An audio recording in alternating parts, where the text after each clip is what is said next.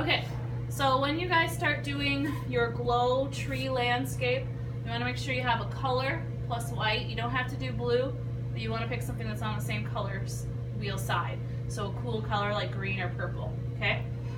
Plus white. Then for brushes, you want to have a size 6 round tip, and then a size 10 round tip, and then a fan brush for doing the stippling of the leaves at the top. Okay, so first thing we're going to do is just lay out a background. And what you're going to notice about these canvas boards is that they soak things up very readily. So what I'm doing here is starting by building what's going to be a basic tree trunk shape, and it's quite a bit darker. Okay? The nice thing about this is you shouldn't need any water or anything, because we're just using a tint so they can kind of blend into each other. Okay? Now what I'm going to do is try and use more white, because as you can see that blue is very strong. And I'm just going to start filling in some basic color to work on top of. So mostly white. And this kind of very sloppy and free at this point because we're just getting color laid down. So this is going to be where like my tree top is. Okay? Below this is kind of where the water is. So when you paint that, think of how water lays. It should be horizontal.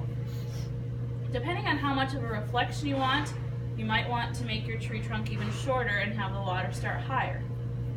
So you can see I'm just using white with a little bit of blue and just letting the strokes remain and not trying to blend it out too perfectly.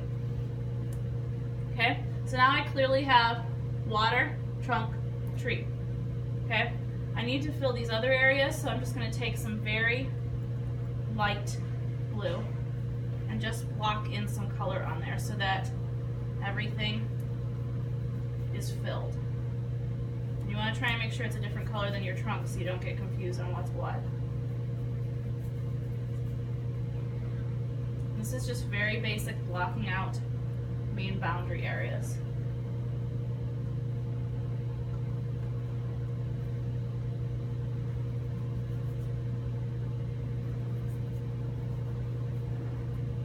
Since we're using one color plus white, this is known as monochromatic painting. And the nice thing about it is there's no way to get a bad color because you're only using 2 colors. Okay? Alright, so now that I have this, I want to start thinking about textures. This is when you want to use your fan brush. I'm going to pick up a little bit of some of my darker blue. I'm going to start dabbing some of that into this tree branch shape here. Gently, because these brushes are kind of delicate. And notice as I dab it into the tree, let's do that now. I'm not blending it, I'm just letting it be there. Try and rotate the angle of the fan brush so you're not having all of the leaves facing the same direction. Try and leave some areas of lighter blue. See, I'm going to turn it up and then turn it down. Works really well around the outside edges of your tree to get that fluffiness.